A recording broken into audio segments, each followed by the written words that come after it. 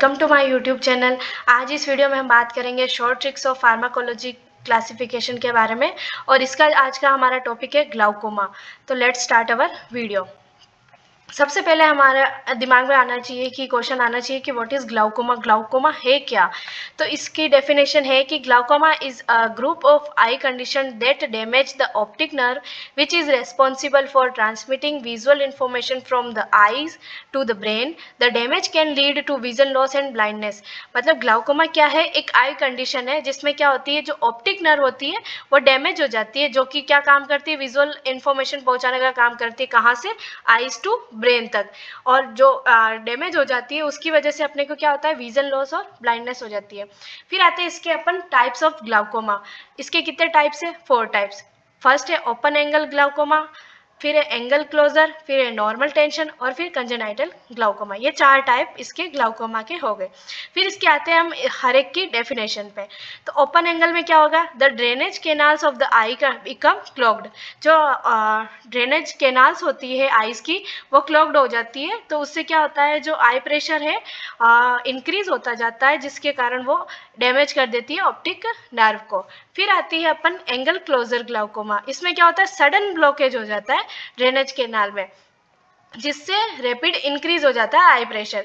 ये क्या होता है, इसमें परमानेंट लॉस हो जाता है विजन इफ लेफ्ट अनट्रीटेड। अगर जल्दी से जल्दी ट्रीटमेंट नहीं कराया गया तो परमानेंटली अपने आई का विजन लॉस हो जाता है।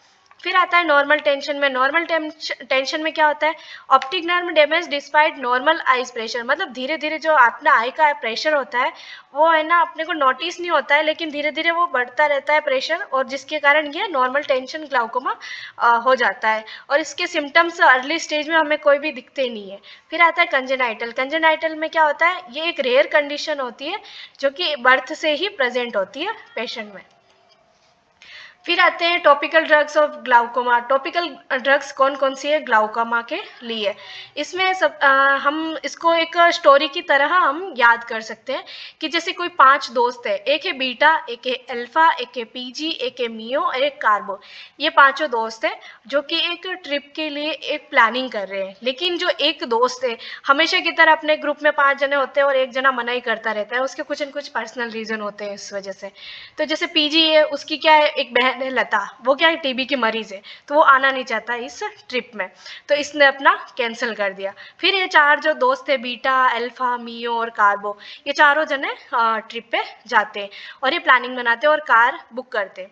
जो एक बीटा है वो एक गुड बॉय है, जो कि क्या करता है, कार में बैठते ही सीट बेल्ट लगा लेता है।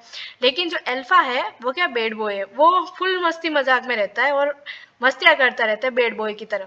फिर आता है मियो। मियो का क्या काम था, जो ट्रिप पे जा रहे थे तो उसने क्या ले ली, अपने साथ एक पेप्सी ले ली। फिर आता है कार्बो। कार्बो भी है ना बहुत यूं गंदा बच्चा था, तो उसने क्या किया, बीड़ी सिगरेट वगैरह ले ली उसके साथ में।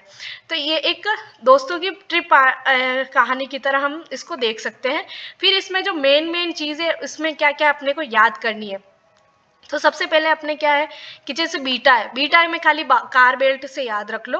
बीटा में कार बेल्ट, कार बेल्ट का क्या मतलब हो गया, सी, सी का मतलब कार्टिलोल, बी एल टी का मतलब क्या हो गया, बीटाक्सोलोल, एल का मतलब लीवाब्यूनोलोल, टी का हो गया टिमोलोल। ये इसमें याद रख सकते हैं। और एल्फा एड्रीनर्जिक में क्या याद कर सकते हैं, alpha is a bed boy. Bed का मतलब क्या हो गया, बी का हो गया ब्रिमोनिडीन, ए का एप्राक्लोनिडीन, डी का हो गया डिपीवेफ्रिन। ठीक है, ये इसको क्या याद कर सकते हैं, अल्फा इज बेड बॉय। फिर पीजी, पीजी क्या, वो बच्चा है जिसकी बहन है लता, वो क्या है, टीबी की मरीज है, तो वो पिकनिक पे गए ही नहीं है। ठीक है, पीजी लता टीबी। लता का मतलब क्या हो गया, लेनाटोप्रोस्ट। टी का मतलब हो गया ट्रेवोप्रोस्ट और बी का मतलब क्या हो गया, बीमाटोप्रोस्ट। लता का एल लेनाटो, टी का ट्रेवो, बी का बीमाटो। ठीक है, ये चीज इसकी पीजी एनालॉग की हो गई। फिर आता है मियो। मियो क्या है, मियो क्या लेके गया था वहां पे, पेप्सी, पेप्सी पीईपी, पिलोकार्पिन, ई का मतलब इकोथियोफेट, पी का वापिस फाइसोस्टिग्माइड। ये हो गया मियोटिक्स में। फिर आता है कार्बो की बारी। कार्बो क्या लेके गया था वहां पे, बीड़ी लेके गया, सबसे गंदा बच्चा था। बी का मतलब क्या हो गया, ब्रिंजोलेमाइड, डी का मतलब क्या, डोरजोलेमाइड।